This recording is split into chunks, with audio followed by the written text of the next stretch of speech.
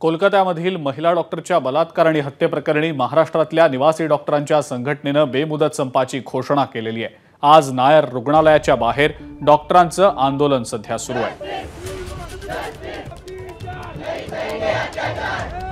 मुंबईतल्या नायर हॉस्पिटल बाहेर डॉक्टर सध्या आंदोलन करतायत। कोलकात्यातल्या घटनेच्या निषेधार्थ डॉक्टरांचं हे आंदोलन सुरू आहे।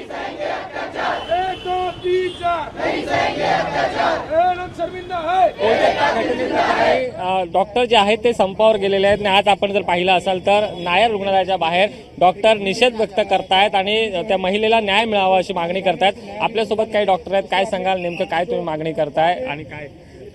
सर, सगळ्यात प्रथम मागणी आमची सेंट्रल प्रोटेक्शन ॲक्टची।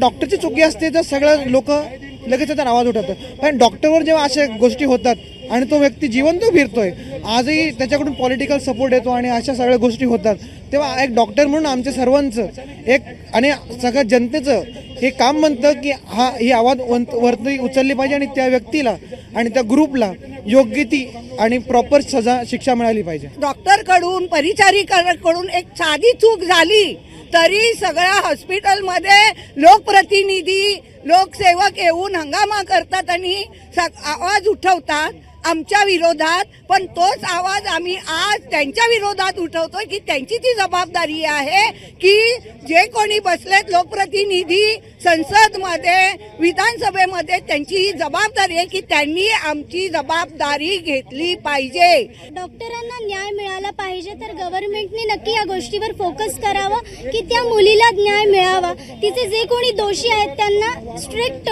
जी काही पनिशमेंट आहे ती दिली जावी विदाउट डुईंग एनी पार्शालिटी। आणि अलॉंग विथ दॅट जो सेंट्रल प्रोटेक्शन ऍक्ट आहे तो लवकर त्यांनी आमच्या बाबतीत इम्प्लिमेंट करावा। डॉक्टर्सवर हल्ले होतात, रुग्णालयात नर्सेसवर हल्ले होतात, ते कुठेतरी रोखले पाहिजे आणि अशा ज्या घटना घडतायत त्याचा निषेध नक्की सर्व स्तरातून व्यक्त केला पाहिजे असं मत या सर्व डॉक्टर्स आणि नर्सेसने व्यक्त केलं आहे। कॅमेरा पर्सन अनुप रस्तोगीसह सुशांत सावंत, एबीपी माझा, मुंबई। एबीपी माझा, उघडा डोळे बघा नीट।